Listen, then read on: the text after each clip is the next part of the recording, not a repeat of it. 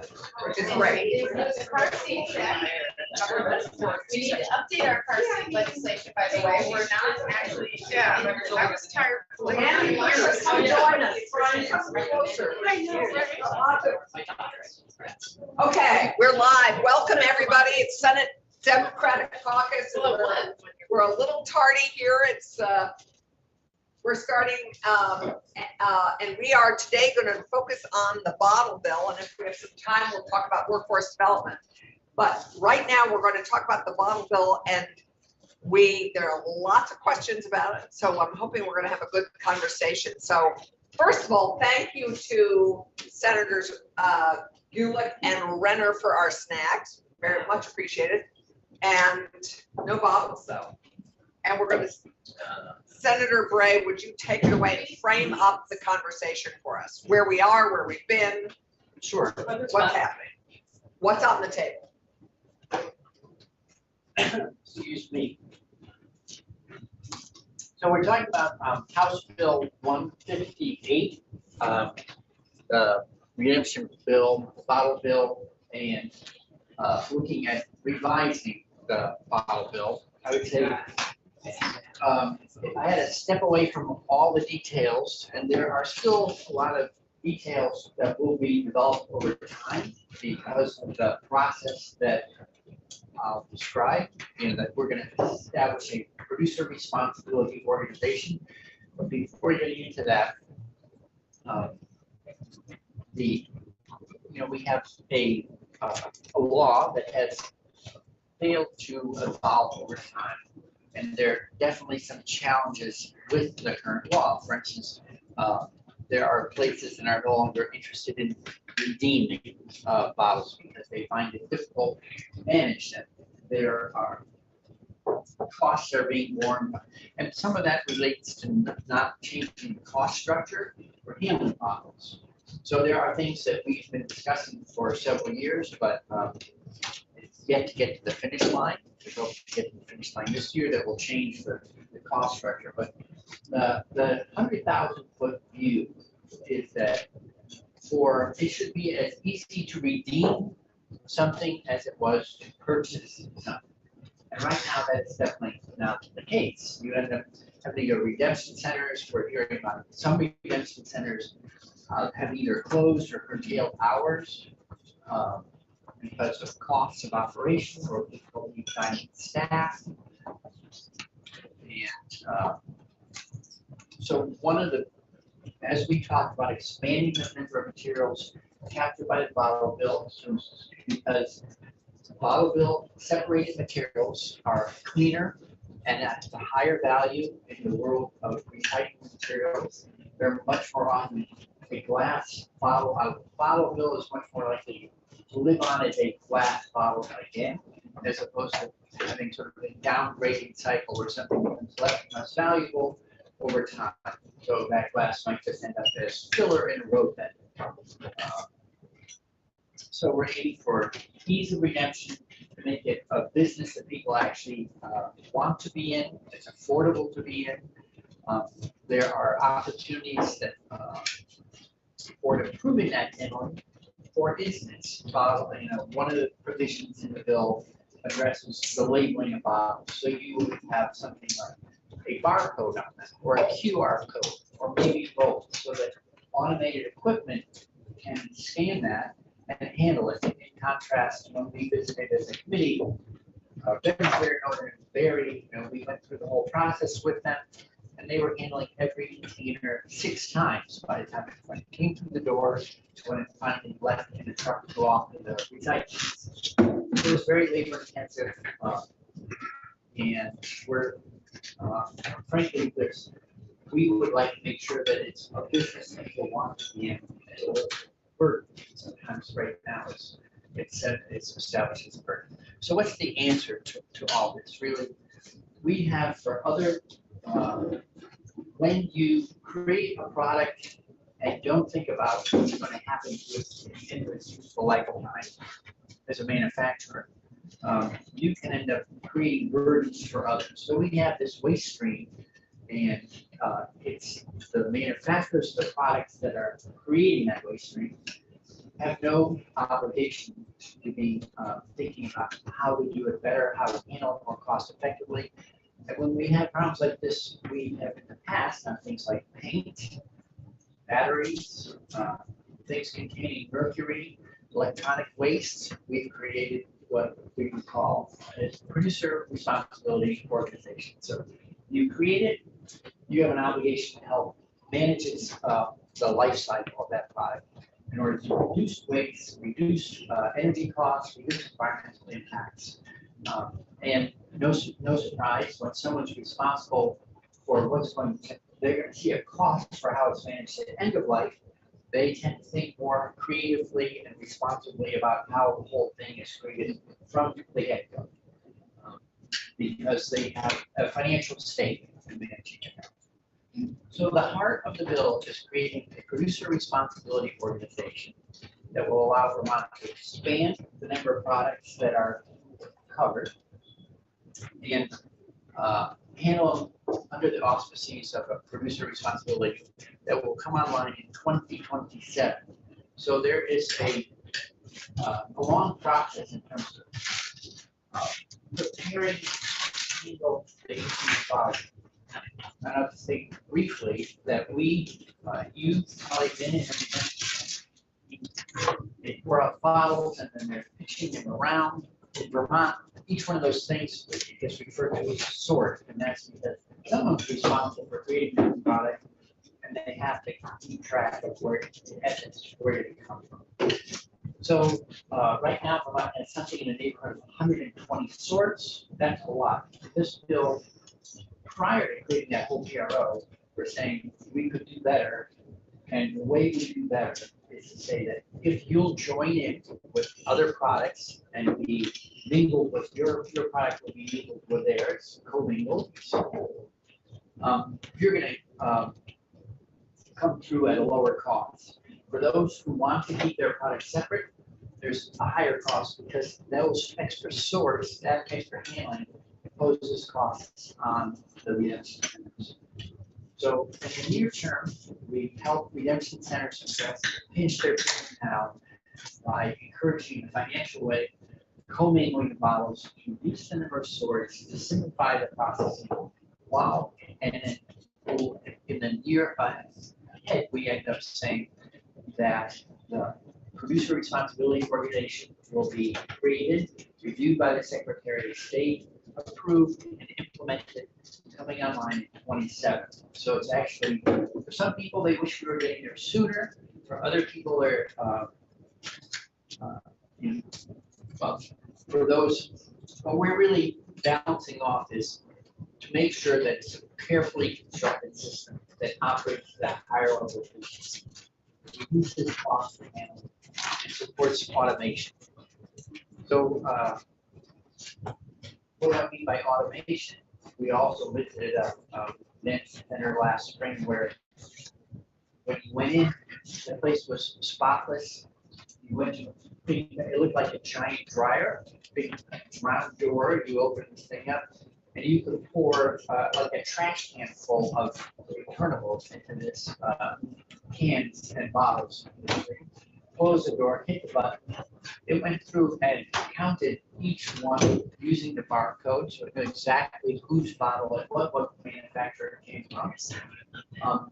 Then the second half of the process is it crushed it and it dropped it into a 4x4 bin that held about 7,500 crushed plastic bottles. It's roughly 4x4x4, as opposed to the old-fashioned equivalent of seeing people with garbage bags. You would have on the order of about 30 of those large bags full of these empty bottles, 7,000 plus, just crushed and then it gets picked up once and taken away, just ready for recycling. So we're looking at innovations like that would be part supported by the PRO.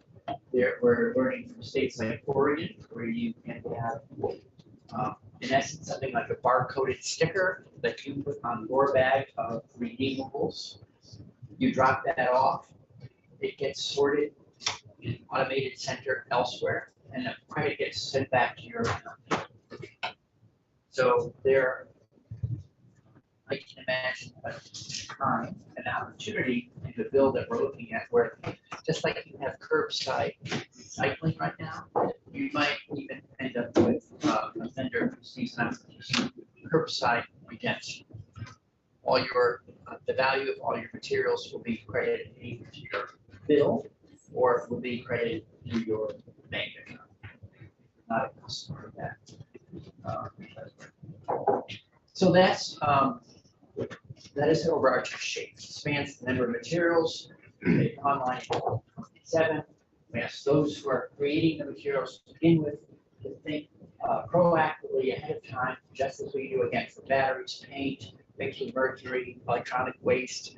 We already know how to do this kind of system well, and this just says we will do a lot better. We handle the bottles better. And, I say bottles, but it also includes cans. And so that's the overall shape of the bill. And I don't know if people have. Before you forget, can you just give us a picture of the bottle can challenge in Vermont? How many bottles and cans a year are we looking at? And can we talk about the difference between recycling versus this producer responsibility? Because as you know, people feel like, oh, we have a zero sort recycling system now, why don't we just use that? So I think that if you could address some of those issues, that would be great. Sure. And give us a picture of the challenge we face. So redemption, as people know, may be challenging. You may have had a place who used to redeem clothes because people find it burdensome to handle 120 different sorts. You have to have bins for everything. And then they get picked up and they may not be handled by the same. The retrieving of those materials may happen by different vendors, different manufacturers at different times. So it's a complicated system with a lot of hands-on work that makes it expensive. Frankly, they have trouble finding people who want to do this work. So you see redemption centers which have curtailed hours. So I'd say one of the drivers of this bill is not just doing better in the future on how much material gets recycled at greater value. It's addressing the stress in the current system right now in terms of people being able to run a redemption center and operate, in a manner that allows them to stay in business and actually make them attractive. So that's the distress in the current redemption center. So Maine, for instance, which we also looked at, expanded their bottle bill, but then changed the redemption stream in the way that we're talking about here. So they went from a neighborhood of 120 sorts to, I think it was closer to 500. So you can imagine each place redeeming things is now going to have to take an optic and figure out which of 500 boxes does this one get chucked into for being picked up. It's a super labor intensive process, and redemption centers told us do not expand the most, do not expand the bottle bill without helping us run the whole redemption side better. So that's the logistical side of the challenge. The upside is that the recycling rates for a deposit, when you have, so these are national figures, but the recycling rate for deposited containers is 65%. For non-deposited, there's roughly 24%. So there's a huge fall off in terms of the number of materials that end up actually going into recycling. Sorry, say that one again. So for bottles and cans that have a redeemable amount on them, like the 5 cents, 65, Vermont's actually operating a little, so this is a national number, but it gives you some appropriate scale. So 65% Vermont's a little, I think we're over 70% right now on our bottle bill. Those things end up going into a recycling stream. And nationally, so if you don't have a deposit on it, that drops from 70% down to 24%. So there's and the 24% is going into recycling, or is it going into garbage? So, okay, so now here's where the recycling story gets a little more complicated. If you are running a truck that's handling single stream, shows up, everything gets shoved in it, and a giant ram comes down and crushes everything. And then it goes someplace and it gets dumped out on the floor. Now you've smashed together bottles, glass, some non-redeemable things, and you end up with a lot of contamination. You end up with a very mixed, contaminated stream that you're trying to sort out. There are valuable things in there for sure. Aluminum is really valuable.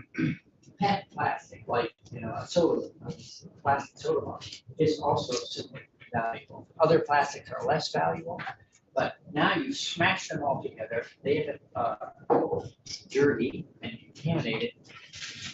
It's difficult to sort all that material back out. It's a little bit like, let's say that.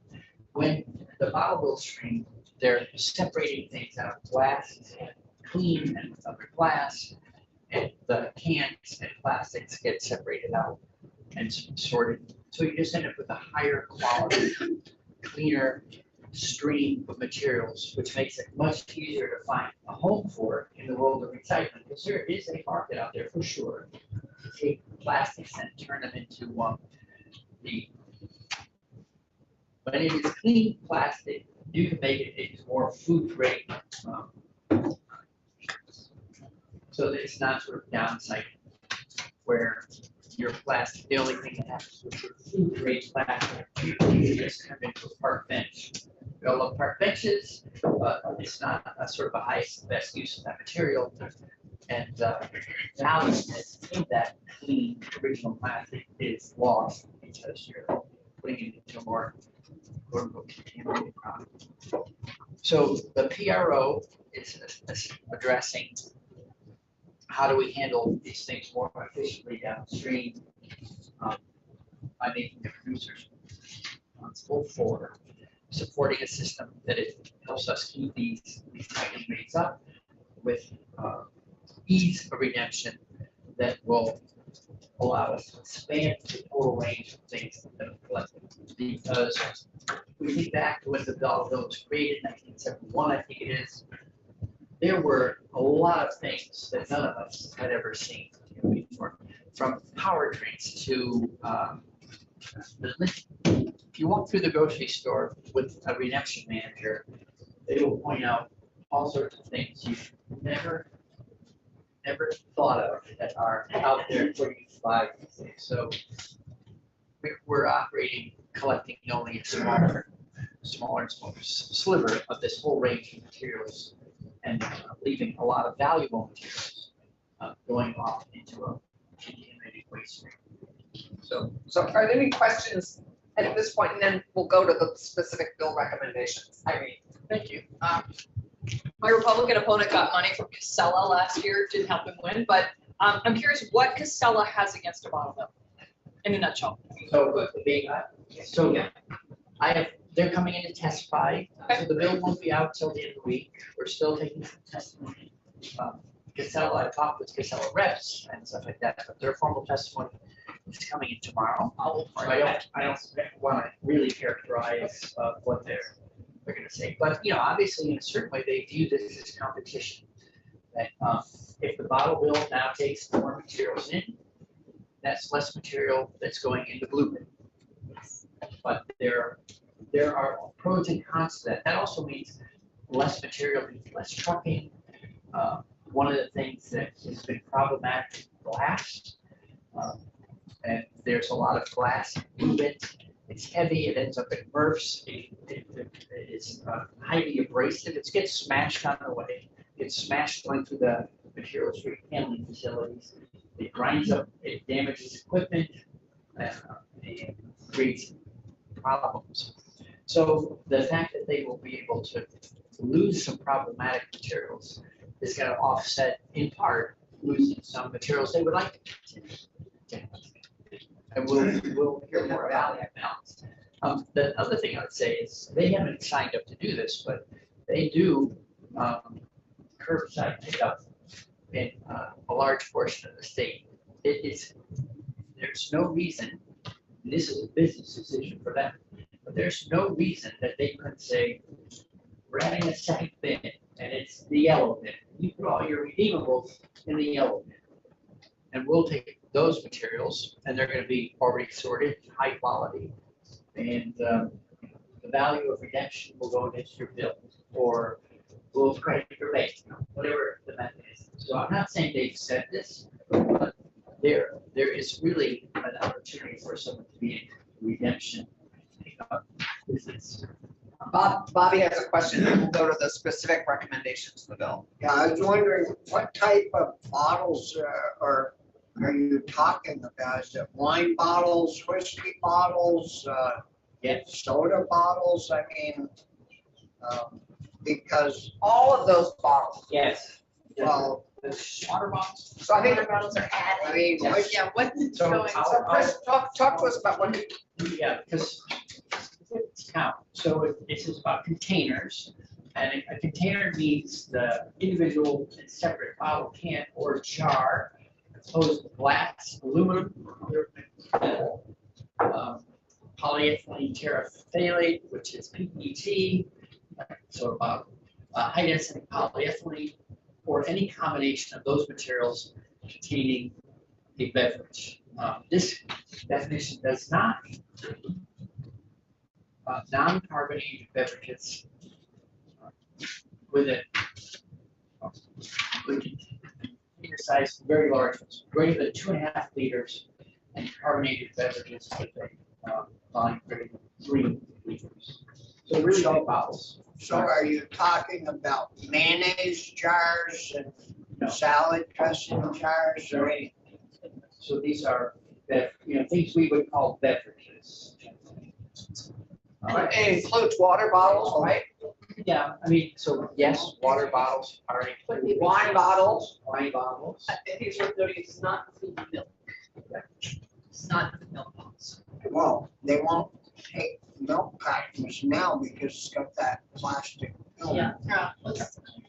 So, Milk since we're getting into some details, well, we talked about containers, now, so what do we mean by beverage? Beverage means all drinks in liquid form and intended for human consumption, except for milk, dairy products, plant-based beverages, infant formula, meal replacement drinks, or non-alcoholic cider.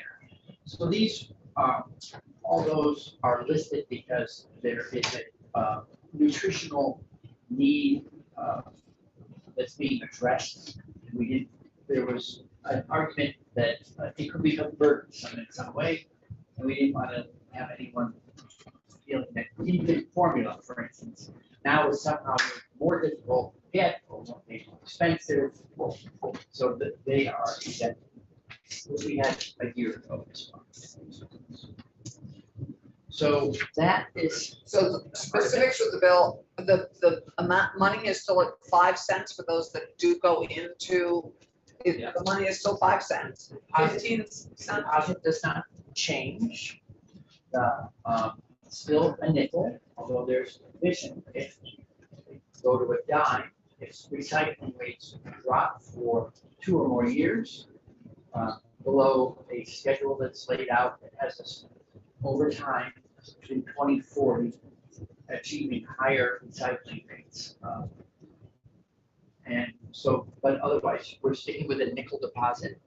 Other than, already distilled spirits are at 15 cents, and wine bottles would be the same. So it's an expansion of what's covered. It's go all the way back to where I started. The goal is to make it as easy to redeem a bottle as it was to buy the product. So curbside pickup is gonna be a big advantage. We're gonna figure that out. So let me be clear. We haven't had anyone come in and say, we're planning on doing curbside pickup. I'm just saying, there's nothing, anyone can become part of this system. It is an open system that's going to be.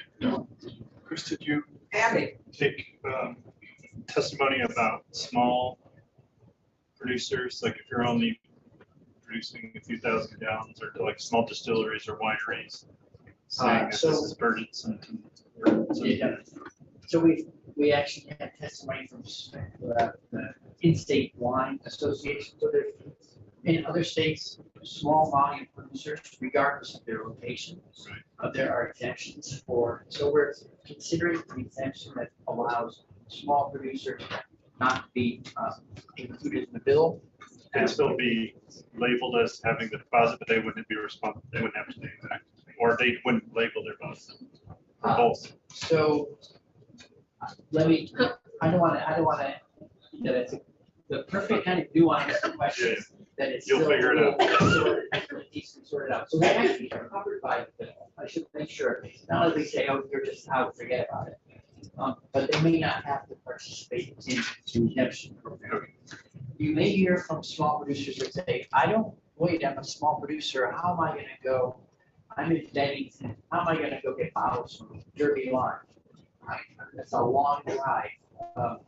But the whole PRO system will handle redemption on behalf of all the members in that are distributing products. So you may well never touch a bottle of your own after you've sold it. Just So- system will take care of it. Unless it's good. So to follow up on Andy's question, I mean, any producer can't deal with a bunch of crumpled up aluminum cans, so it has to, I would assume the producer would be the can company that makes the cans that will get these returned items and then send them back as cans, So it's refurbished. I mean, so tell us what, not the can company, so who's manufacturing? the right, so product? where are these products going? When you say producer, they're not going to the cider manufacturer, they're going to the person who manufactured the can or the bottle. Are you buying, so if I'm a distillery or I'm doing, mine says bubbling water, I'm using bottles, like the whoever makes that product that's going to have the obligation in the program, not the can company located in Canada that sold the can into the store or the water bottle of the store. So manufacturer in this case is the manufacturer of the beverage, not the container. But the liquid in. But the manufacturer of the product is gonna do what with all these crumpled cans? Well, they're They're not they're doing taking it. So where are they go? So give us a notion of how that actually works. So right now, under I mean, the, how do they get back to the person who takes that material and turns it back into another can? so Perhaps we should send out the caucus a graphic, which I know we've That would be seen, super that helpful. shows kind of the life cycle, because it's hard to verbally explain even out loud, but so the short answer is, right now, the person putting a beverage in a container and selling it into the system it's not that likely that they're out there picking it back up themselves. Right. Many of these things are picked up, they go to redemption center. Tractor trailer actually comes and picks up all those materials, takes them off to their sorting facility where they sort by plastic type or material type. And then they sell that into the recyclables market. And that's what we're trying to do as an enhanced version of that same thing. So once you sell the product, you may never touch it again. It goes into that system. What we're trying to do is have more of that material. It's valuable after first life use, as opposed to potentially as garbage and a landfill. Got it.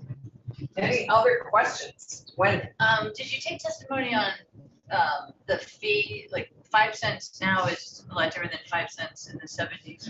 So yeah, right, if you adjust for inflation, if we were saying a nickel today, we would be, if we were starting the bottle bill now, and we were using the same level of deposit, it would be 34 cents. Not a nickel, 34 cents. Actually, inflation is just 71 through current. But we stick with the nickel, unless the rate of recycling falls below are scheduled for improved recycling over the next 2 decades. And it has to fall below that threshold 2 years running, and then a nickel becomes a dime. Well, actually, what? I'm gonna say, nickel becomes a dime. Imagine. This. Why don't you just make it a dime now? I mean, Yeah. that seems so complicated and silly. Well, they're, The house. they're, Well, we're a different body, we can do it, make it a dime. they're, We're a quarter. so I just say there's pros and cons to going to a dime. But rather than, so I'd be happy sort of offline. Sounds like a forum. So what happens to the SGs that currently SGs go, everybody knows, to clean water? Right, so. So what happens to the SGs? The word you learn to love, when the deposits, the nickels on every bottle, when a bottle is redeemed, the nickel is, returned to a customer. But what if a customer blue bins all their stuff, or they just never bring it back? Or they recycle? Nickels pile up in the system at the distributor level, because when they first sold that bottle, they charged the retailer a nickel. So that's where the nickel gets held in escrow in essence, until it's asked for when the bottle comes back. Not every bottle comes back. We end up with millions of dollars sitting in escrow, and those monies are referred to as an escheat, or an ESTHEAT. And because they accumulate, a few years ago, 4 or 5, we said, you know what, rather than leave them on distributor, the state is going to sweep those basically escrow accounts. And we put that money into clean water. In this bill to help create the PRO and support automation at centers, like a kind of automated sorting equipment. The money is split for the first 5 years of operation. So half would go to help set up there's a portion that's set aside still for clean water, and then there's a portion that's set aside to support the redemption centers and the system, and it's going to handle more materials more efficiently, because it will take a 10-year investment, technology investment. So that's the sheets. But it doesn't have a negative effect on the Clean Water Fund. That's something Right, that's it'll be cut. rumored, Yeah. but that's not it. Right, so there's a minimum that goes to the Clean Water Fund. Sheets in excess of that, they get put into this, invested back into the PRO itself to help support improved handling of materials. It's arguable in the beginning that all this money should have gone to solid waste. Yes. But during the session where that proposal was made by the committee, others said, actually, we need money for water right now, thanks very much. And so the sheets became part of the Clean Water Fund supply stream. Mark has a question. I guess I had a statement that, Mark has a statement. having been around when the original bottle bill passed, and the soda companies said they weren't going to sell in Vermont, just weren't going to do it. They weren't going to sell their product. And in the 90s, when Maine made its changes, we took a look at them, and the Vermont legislature wasn't ready to make those changes.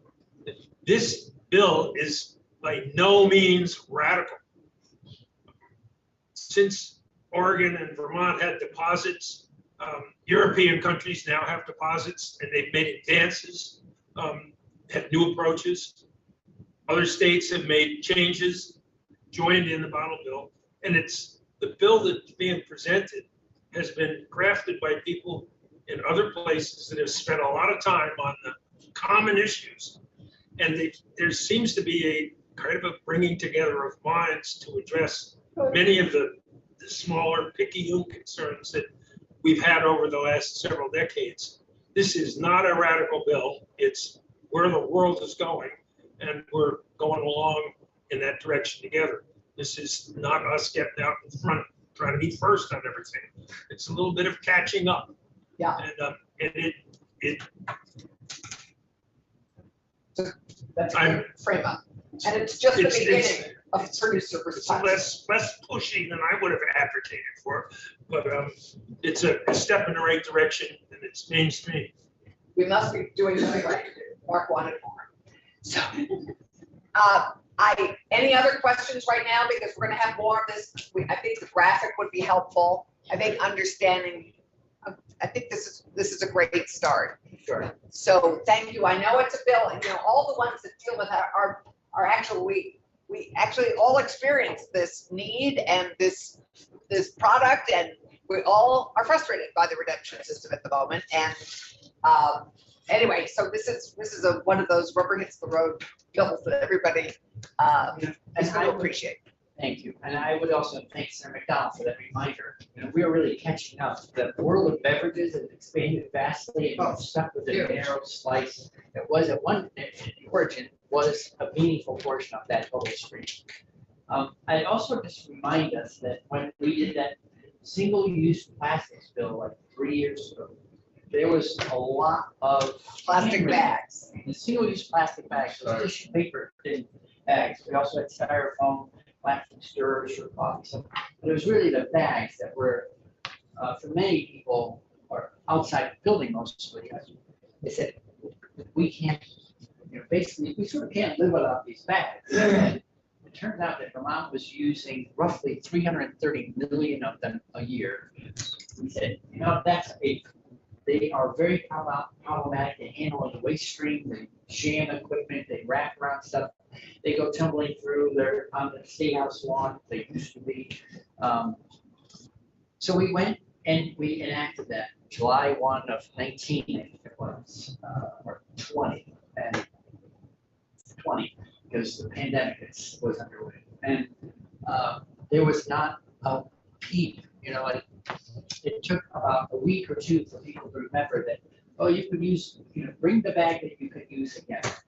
And, so we eliminated a vast amount of really problematic waste. And it has not been harmful, it's been a benefit. I think some of the hand-wringing over changing how we're handling bottles is similar, that we're aiming to do it very well through a better redemption system. And I think it